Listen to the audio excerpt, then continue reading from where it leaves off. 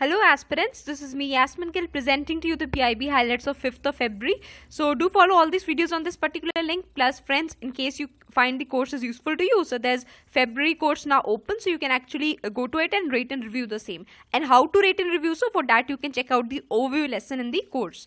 So let's begin. Firstly, we have Health Ministry under Society topic launching the single vaccine. So this single vaccine will target two diseases. One is for measles, other one is for rubella. So it is a part of the very famous universal immunization program. Already in this program, measles vaccine is a part and it is given twice, that is at 9 to 12 month duration and 16 to 24 month duration. Now, this single combined vaccine will be provided for the age group of 9 months to 15 years.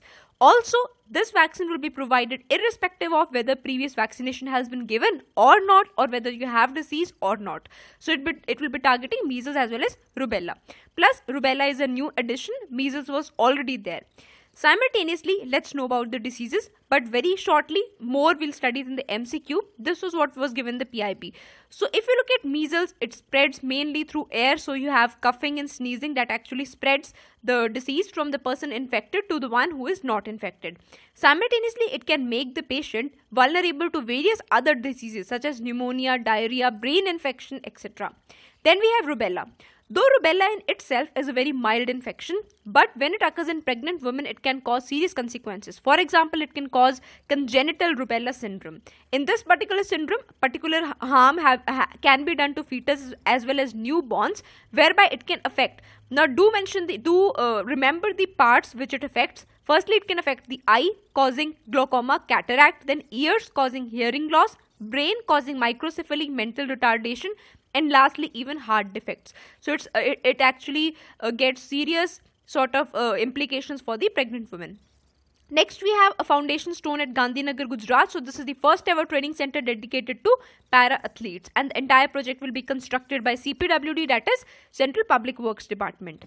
Next, we have under polity governance. Now we will be doing certain articles from Indian Express. So this is from Indian Express. Firstly, promise makers. So it was written on January 30th by S.Y. Qureshi.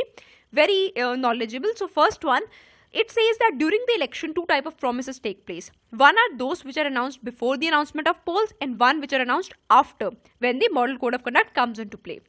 Those that are done before are usually the privilege of the ruling party. So in that context, the ruling party actually remembers the sort of commitments it made during the last election, but it forgot. For example, subsidy cuts, reservations, etc. The second type, that is those announcements which take place after the polls are announced or when the model conduct is into force. So that type of announcements are usually done through the manifesto, in which the parties wait till the end, so till the end of the polling date, so that what they can do is that they can actually out-promise their rivals. In fact, if you look in the state of Punjab election which took place recently, just a day before the polling took place on February 4th, so just on February 3rd, there were certain I would say, pamphlets which were distributed through the newspapers. So no one knew who distributed them or who actually published them, but they were given to the voters. So these are the sort of tactics used, and other than that, these sort of announcements they go for example, say 2 kg rice free, jobs, laptops, etc. So these are two categories of promises. Otherwise, manifestos are as such legal, and Supreme Court has said that whatever are the promises made in manifestos, they cannot be taken to be corrupt practices. Though it has acknowledged the fact that these promises, they actually influence the people and shake the roots of free and fair democracy or free and fair elections. So in that context, it asked Election Commission why not frame guidelines for after consultation with the recognized parties. But the parties did not like any sort of regulation on their manifestos, but Election Commission went forward and it actually gave up 2 points. It said, okay, write whatever you feel like in your manifestos, but do state two things. One is the rationale for the promises you are giving. Second, what are the ways and means by which you will be implementing them? Because some of these are very unrealistic. In fact, in 2016, AIADMK in Tamil Nadu, it was censured for not giving the rationale and the ways and means. Most importantly, such forceful measures might not work. It is actually the rival parties who have to expose the deceit. But actually, all of them club in and they give or out-promise each other rather. But nowadays, voters are turning smart, and this is the actual thing, or this is the most I would say, powerful thing that can be done. So if the voter is educated, he will reward good governance and he will punish the non-delivery. Next we have, are these freebies which are announced, for example laptops, 2 kg rice and so on, are they good? Do they have some good angle to them? So let's look, amazing points here. So for example, people promise cheap food grains. At times they have checked upon the starvation deaths. Distributing bicycles in Bihar actually promoted female education. Then we have loan waivers for farmers. They prevent farmer suicides at certain places. Employment guarantee schemes help people survive. And lastly, all parties offer such sort of say freebies, so the political advantage is almost neutralized. So this is all regarding the election freebies. Overall, you have to connect this issue with various points. One is voter behavior. Does it get influenced by such schemes or not? Second is, doesn't such freebies or the election manifesto promises actually hit upon the spirit of democracy? In that context, remember the Supreme Court verdict. Then we have simultaneous polls. There's a discussion going on for simultaneous polls, but see, do remember, if the polls are not simultaneous, that is various various elections keep on taking place. Such promises and such befooling of voters will take place continuously. Then lastly, state capacity to deliver is weak. So already provision of such services by state is weak, and therefore maybe they resort to such tactics during the elections. Next you have this question, do attempt it. Next we have under environment, very important topic, Chennai Oil Spill. So we'll be analyzing that in detail, and this is from Down to Earth. So firstly, why are we talking about it? Because two cargo ships, they collided in Ennore port near Chennai, causing the spill of petroleum oil lubricant. This lubricant reached the Chennai's famous Marina Beach, and therefore the whole issue rose up. Also, see, why did this accident take place? Firstly, both the ships, they were trying to use the port channel at the same time. But as per the rules, only one ship can exit or enter at any given time. So there was a breach of rules. Other than that, there was no contingency plan in place. In fact, the officials initially kept on saying that this is a minor spill. It was only when the spill spread up that they realized that this is not a minor spill. So there was no contingency plan or emergency plan that was in place. But overall, we have a provision for such an emergency plan by the name of National Oil Spill Disaster Contingency Plan. This plan has been updated and revised to reflect the latest mechanisms. The only thing missing is the action part. Simultaneously, states, particularly Coast Guard, which actually checks upon the oil spills, it has been demanding for the state contingency plans for many years for now. But still, the state plan hasn't been formulated by various states. In fact, Tamil Nadu, where the spill took place, it has till date not furnished any sort of state contingency plan. Moving on to next slide, we have, why should we care about oil spills at all? Firstly, India has a long coastline. Simultaneously, we are moving on to programs such as Sagarmala, whereby freight component is a lot of emphasized. So in that context, the shipping traffic is going to increase and we must bother. Overall, India is also a partner internationally to UNCLOS, whereby we have an obligation to protect the marine environment. Simultaneously, as per our Constitution 42nd Amendment, we have to, it's the endeavor of the state or the obligation upon the state to protect the environment.